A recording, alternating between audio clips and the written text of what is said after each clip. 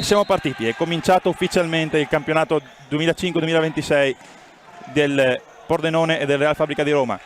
Riparte da Vascello che lancia lungo alla ricerca di Minatel, prende la traversa, sorpreso qui Relandini, palla il Pordenone con Stendler sulla pressione di Triglia, riesce a servire Minatel largo a destra, prova subito il vantaggio del Pordenone quando siamo a 1:53 trascorsi. Pordenone in ripartenza riesce a infilare l'1-0 ed è proprio così, lancio lungo, non ce la fa Bortolin, in anticipo il numero 15, però ancora Pordenone davanti. Era stato bravo qui il Pordenone a capitalizzare un rimpallo sull'uscita in anticipo di De Betio. Coren sulla sinistra, adesso avanza il Pordenone che ha cercato di... e qui abbiamo il raddoppio del Pordenone.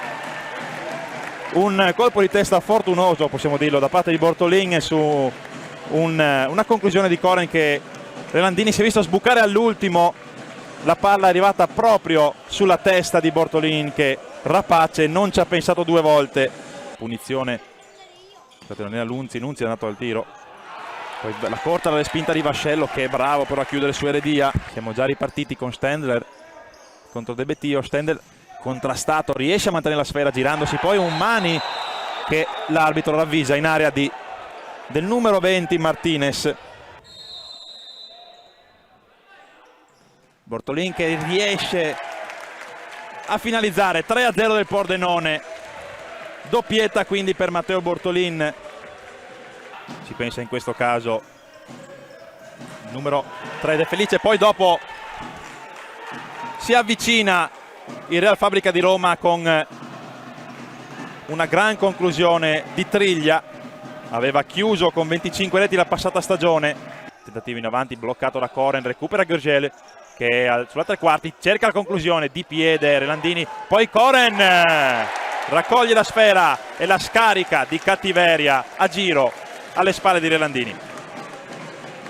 19:05 poker del Pordenone con Coren. Ora Gurgel lascia scorrere i tempi, qua il tacco della Bianca per Minatel, poi è superlativo Relandini, sbarra, contrastato da Martinez, mancano 22 secondi e a 22 secondi 19:09 arriva il tiro libero per il Real Fabbrica di Roma su fallo di Minatel. Fischio dell'arbitro, parte la rincorsa lunga di De Felice contro Vascello che esce dai pali. 4-2, nulla da fare per Vascello. De Felice, secondo tempo, 4-2 per il Pordenone. Ripartita ora l'incontro, De Betio, largo per De Felice che ora poi cerca l'imbucata per De Betio. 4-3, ridotto al minimo il divario. Quindi i sedicesimi sono già di Coppa Divisione sia il Pordenone che il Real Fabbrica. Ora il pari di De Felice su rimessa di Stentella, sorpresi tutti, soprattutto in questo caso Vascello che non si aspettava una conclusione di questo genere.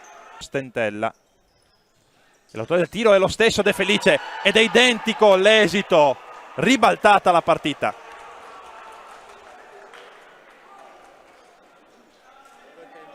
Questa seconda frazione Relandini, se non per l'ordinaria amministrazione. Ora attenzione, ecco, l'avevamo appena detto, il tentativo qui di Minatel, bravissimo Relandini.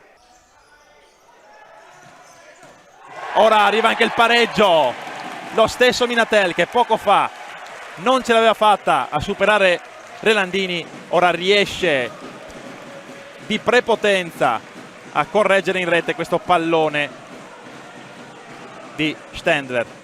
Quando mancano 8:46 al termine dell'incontro, abbastanza naturale come cosa. Adesso una manata, vediamo cosa viene fuori.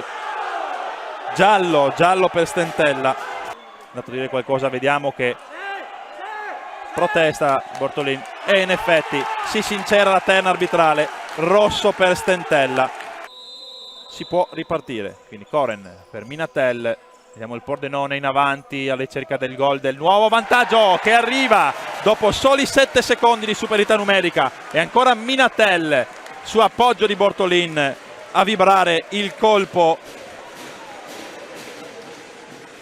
che riporta avanti il Pordenone.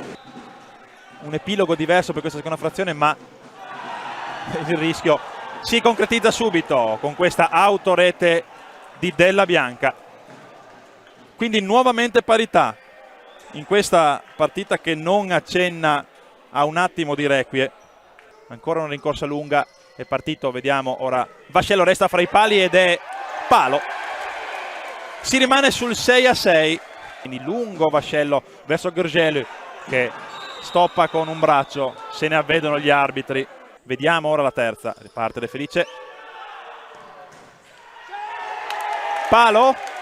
Palo ancora, non è entrata in questo caso, proprio sul più bello. Ora chiama il fallo nuovamente il Real Fabrica. Ora invece il Pordenone a protestare per un presunto mani di Eredia che resta a terra. Si prolunga quindi l'imbattibilità del Real Fabrica di Roma, che comincia la propria avventura in A2 Elite con un pareggio per 6-6 in una gara che ci ha fatto vibrare di emozioni.